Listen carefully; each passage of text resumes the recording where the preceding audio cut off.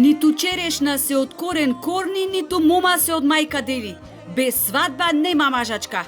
Дури не згрми музика и додека не пукнат бакнежи и преградки меѓу сватовите свиени на оро, младите не стапнуваат на лудиот камен.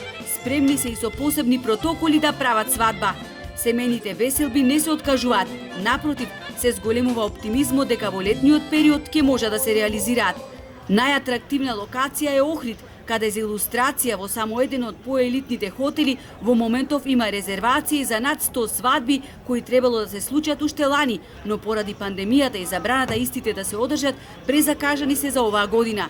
Туристичките работници се уште чекаат официјална потврда и протокол за организирање на свадби, но го наметнуваат прашањето колку реално ќе биде безбедно и изводливо организирањето на вакви свечености. И да се донесат протоколи за работа, тежината ќе падне во огромен дел на организаторот на свадбата, односно на нас како локација. Бидејќи во оние протоколи кои што циркулираат во моментов како предлог протоколи, таму се наведува дека ние ќе имаме контролата на тоа колку луѓе ќе бидат на свадбата, дали тие луѓе ќе бидат фамилија на една маса што ќе бидат седнат или не, така што не знаеме колку реално тоа ќе биде изводливо. Сепак ни се од полза нас да имаме во живо музика, да имаме диџеи и слично, но искрено мислам дека ќе биде невозможно.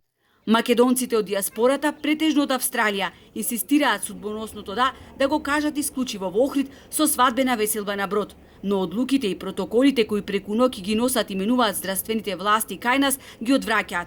Се уште Македонија е меѓу ризичните земји, затоа и протоколите кои ги воведуваат странските држави во однос на нашата земја се ригорозни.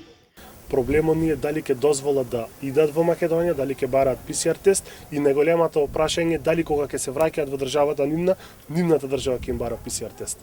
Пошто за 3 дена поминати во Македонија, 14 дена да остане во изолација, никој нема да дојде.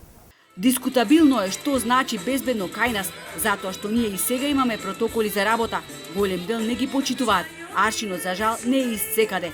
Велат хотелиерите и апелираат да се најде заедничко решение прифатливо за сите. Се во интерес на здравјето и безбедноста и на хотелскиот персонал и на свадбарите.